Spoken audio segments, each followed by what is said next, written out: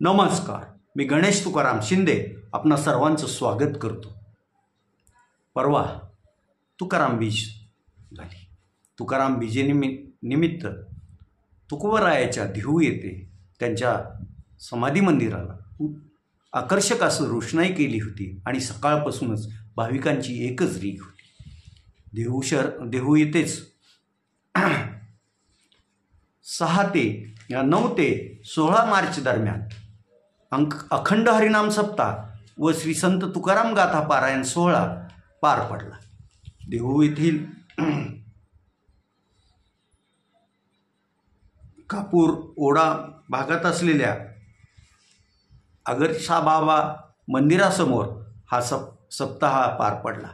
या सप्ताहाचं आयोजन तेथील हरिभक्तपरायण मंडळी करत असतात। त्यात आमचे चुलत बंधू हरिभक्तपरायण सतीश भानुराज शिंदे हे एक असतात आणि आमचे मातोश्री कैलासवासी मनुबाई तुकाराम शिंदे हिनं जवळपास 20 वर्षाच्या अगोदरपासून या सप्ताहात पंगत घालण्यास सुरुवात केली होती। ही पंगत तिने त्यावेळेस तिचा दिवंगत नातू अजित चंद्रकांत शिंदे याच्या स्मरणात सुरू केली होती आणि आता आमचे ज्येष्ठ बंधू चंद्रकांत तुकाराम शिंदे हे आजही आईनं सुरू केलेली ही पंगत परंपरा पुढे चालवत आहे आणि आता या पंक्तीवर आई मनुबाई शिंदे व कैलासवासी अजित चंद्रकांत शिंदे यांच्या पुण्यस्मरणार्थ ही पंगत असे याला नाव आहे। ही पंगत 15 मार्चला आमच्या ज्येष्ठ बंधूंनी देहू इथे घातली। या कार्यक्रमाला मोठ्या प्रमाणात भाविक उपस्थित होते। त्याचबरोबर आमच्या कुटुंबातील ज्येष्ठ बंधू चंद्रकांत शिंदे, ज्येष्ठ बहिणी राजेश्री चंद्रकांत शिंदे, बादशा ॲडव्होकेट अमोल कळतकर आणि पुतण्या ओंकार सतीश शिंदे यांच्यासोबत आमच्या चुलत बहिणी चुलत मेहुणे हे पण इथं उपस्थित होते। दरवर्षीप्रमाणे ही परंपरा आम्ही चालवत आलो आहोत आणि पुढेही चालूच राहील। यासोबत या पंक्तीचा व्हिडिओ आपण जोडू। तुकाराम तुकाराम तुकाराम तुकाराम तुकाराम नामदेव तुकाराम तुकाराम तुकाराम भानुदास तुकाराम हा तुकाराम तुकाराम ज्ञानोबा तुकाराम वदनी कवळ घेता नाम घ्या श्री हरीचे सहज हवन होते। नाम घेता तुकाचे जीवन करी जीवित्वान हे पूर्ण ब्रह्म उरण वर्ण हे जाणी दे यज्ञ कर्म कुंडली कर हरिठोल श्री ज्ञानदेव पंढरीनाथ भगवान की। रिन्यू पॉवरकॉम ही कंपनी पत्रकारांनी तिच्या विरोधात बातम्या दिल्यामुळे पत्रकारांना त्यांनी नोटिसा बजावल्या होत्या। या नोटिसा बजावल्यामुळं पत्रकारही तसे संतप्त झाले होते। म्हणून या पत्रकारांनी परवा जिल्हाधिकारी यांची भेट घेतली आणि त्यांना निवेदन दिलं। यावेळी जिल्हाधिकाऱ्यांनी तुम्ही घाबरू नका, तुमच्या पाठीशी आम्ही आहोत असं त्यांना आश्वासित केलं आहे। हे निवेदन देणाऱ्या जिल्हा पत्रकार संघाचे अध्यक्ष देवीदास पाठक, ज्येष्ठ पत्रकार राजा वैद्य, पांडुरंग मते, ओंकार बनसोडे अशी असंख्य मंडळी यावेळी उपस्थित होती। महाविद्यालयीन शिक्षण ही सुद्धा माझं याच महाविद्यालयामध्ये PG पोस्ट ग्रॅज्युएशन मी औरंगाबाद। कुठल्या विषयात तुम्ही PhD कुठल्या विषयात झाली? झुलॉजीमध्ये। आता तुमचे वडील प्राचार्य कधी भगवान हे या कॉलेजचे पहिले प्राचार्य आता तुम्ही त्यांच्याच आसनावर बसलात. दुसरे प्राचार्य म्हणजे पहिले याच्या आधी जे होते. नाही पण अगर ती 2 महिने होते. अच्छा अच्छा. हां. तर तुम्हाला काय वाटतं? समाधान वाटतं म्हणजे सॅटिस्फाय आहे. बरंच काही महाविद्यालयासाठी योगदान देण्याची इच्छा पण आहे.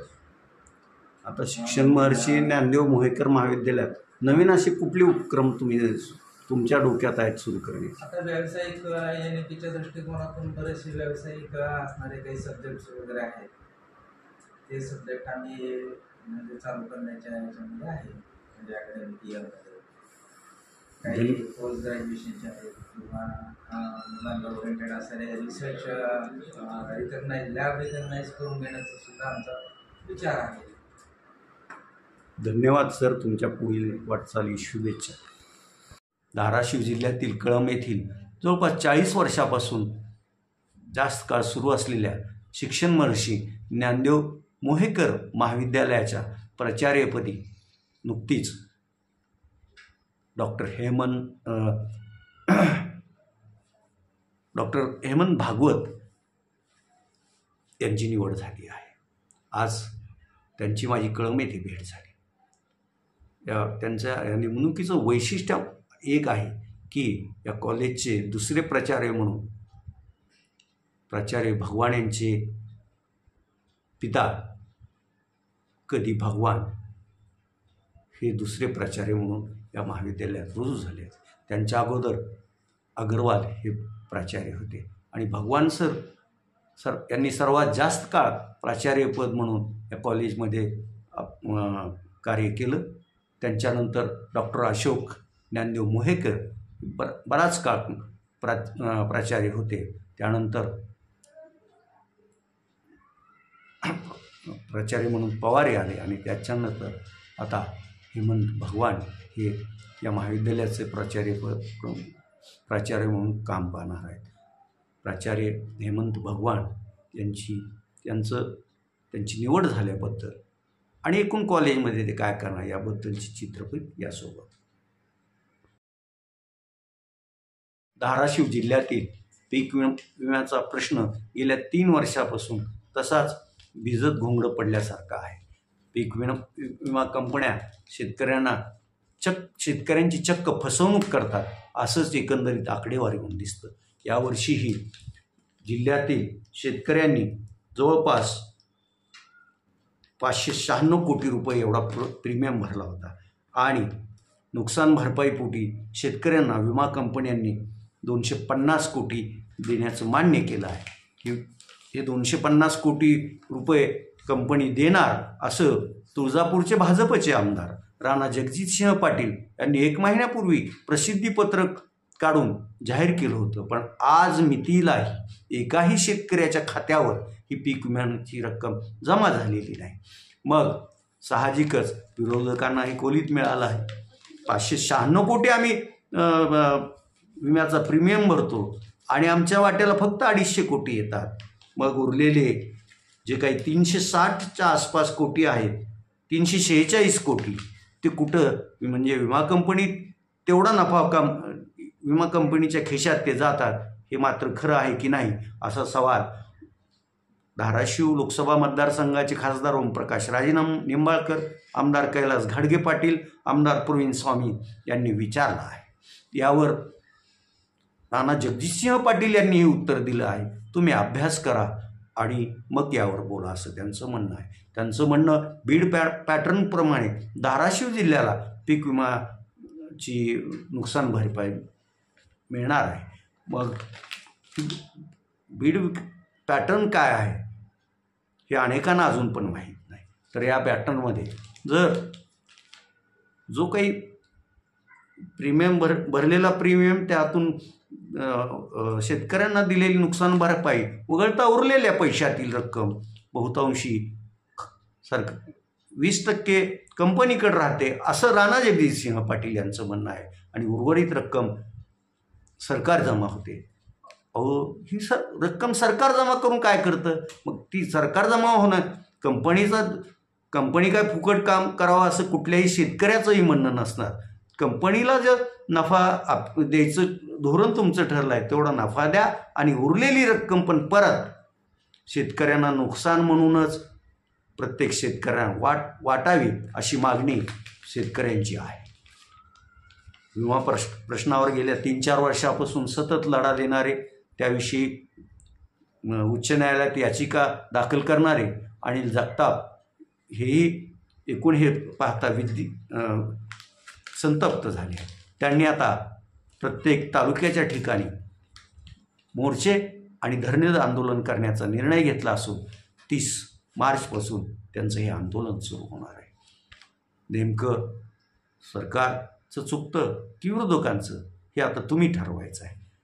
आम्ही भरतो प्रीमियम 500 कोटीच्या वर, आम्हाला मिळतात नुकसान भरपाई 250 कोटी, कंपनीच्या खिशात जातात 346 कोटी. मग वेडं कोणाला बनवत आहे? आम्हाला ठीक आहे, आम्ही एवढ्या कोटीच्या रकमा मोजत नाही, कोटीच्या गप्पा मारत नाही, पण आमच्या वाटेला आमच्या पीक विम्याची जी नुकसान भरपाई येणारी 4-5 हजाराची रक्कम तरी योग्य वेळी आणि योग्य अशी वाटप करा, एवढीच बिचारा शेतकऱ्यांची मागणी आहे.